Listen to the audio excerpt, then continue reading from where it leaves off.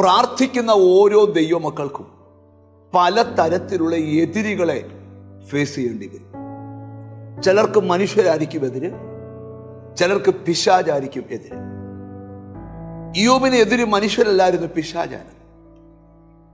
എന്നാൽ പത്രോസിനെതിരെ ഒരു രാജാവായിരുന്നു.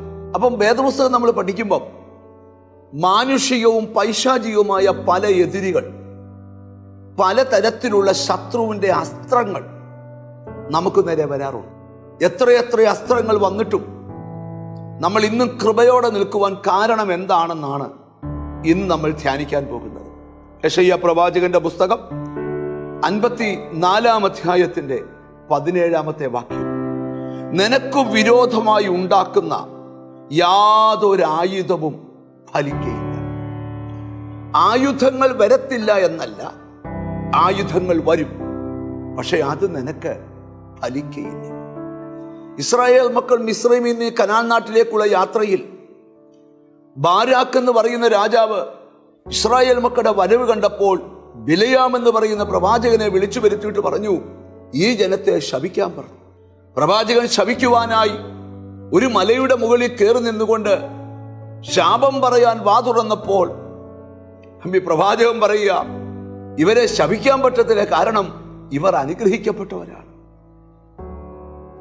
ഒരാഭിചാരവും ഇവർക്ക് ഫലിക്കത്തില്ല, ഒരു ലക്ഷണവിദ്യയും ഇവർക്ക് ഫലിക്കത്തില്ല, കാരണം ഇത് തനിച്ചു പാർക്കുന്ന ഒരു ജനമാണ്. ഈ മെസ്സേജ് കേൾക്കുമ്പോൾ എതിരാളികളുടെ എണ്ണം കൂടുതലാണ്, അപവാദം പറയുന്നവരുടെ എണ്ണം കൂടുതലാണ്.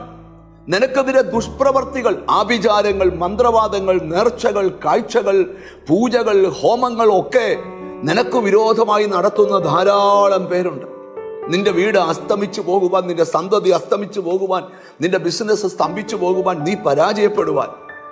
എന്നാൽ ദൈവമക്കളുടെ ഏറ്റവും വലിയ പ്രത്യേകത പറയാം, സ്തോത്രം, ആരെല്ലാം ആയുധം വിട്ടാലും ഒരായുധവും നിനക്ക് ഫലിക്കയില്ല. ഒരു 10 വർഷത്തെ ചരിത്രം തിരിഞ്ഞു നോക്കിക്കേ, ദുഷ്ടന്റെ എത്ര ആയുധങ്ങൾ. സ്തോത്രം, എഫേസ്യ ലേഖനത്തിൽ പൗലോസ് പറയുന്ന ഒരു കാര്യമുണ്ട്, ദുഷ്ടന്റെ തീയമ്പുകളെ കെടുത്തുവാൻ തക്കവണ്ണം വിശ്വാസം എന്ന പരിച എടുത്തുകൊണ്ട് നിൽക്കണം. യുദ്ധത്തിന് പോകുന്ന ഒരാളുടെ കയ്യിൽ വാളും, സ്തോത്രം, ഒരു കയ്യിൽ വാളും മറുകൈയിൽ പരിചയമാണ്. വാളെന്തിനാണ്? ശത്രുവിനെ നിഗ്രഹിക്കാൻ. പരിചയം എന്തിനാണ്? ശത്രു അയക്കുന്ന ആയുധങ്ങൾ തടയാനാണ്. പൗലോസ് പറയുക എഫേസ്യ ലേഖനത്തിൽ, ശത്രുവിന്റെ തീയമ്പുകളെ കെടുത്തുന്ന വിശ്വാസം എന്ന പരിച. പ്രാർത്ഥിക്കുന്ന ദൈവമക്കളുടെ ശത്രുവിന് ആയുധമുള്ളതുപോലെ തന്നെ ആത്മീകർക്കും ആത്മീക ആയുധങ്ങളുണ്ട്. ഇന്നത്തെ വചനം, നിനക്ക് വിരോധമായി വരുന്ന യാതൊരായുധവും ഫലിക്കത്തില്ല. കണ്ണുകളെ അടയ്ക്കാം, പ്രാർത്ഥിക്കാം. ഞങ്ങളുടെ കർത്താവേ, സ്വർഗസ്ഥ പിതാവേ, മനുഷ്യരും പിശാചും ഒരുപോലെ പലതരത്തിലുള്ള അസ്ത്രങ്ങൾ അയച്ചാലും അതൊന്നും ഞങ്ങൾക്ക് ഫലിക്കത്തില്ലെന്ന് തമ്പുരാൻ തന്ന ഉറപ്പിനായി സ്തോത്രം. എന്നോട് ചേർന്ന് പ്രാർത്ഥിക്കുന്ന മക്കളെ നിന്റെ നാമം ചൊല്ലി പിതാവിൻ്റെയും പുത്രൻ്റെയും പരിശുദ്ധാത്മാവിൻ്റെ നാമത്തിൽ അനുഗ്രഹിച്ച് പ്രാർത്ഥിക്കുന്നു. അവർ അനുഗ്രഹിക്കപ്പെടട്ടെ യേശു ക്രിസ്തുവിൻ നാമത്തിൽ തന്നെ, ആമേൻ. നിനക്ക് വിരോധമായി വരുന്ന ഒരായുധവും ഫലിക്കത്തില്ല. ധൈര്യമേ വിശ്വസിക്കാം. God bless you.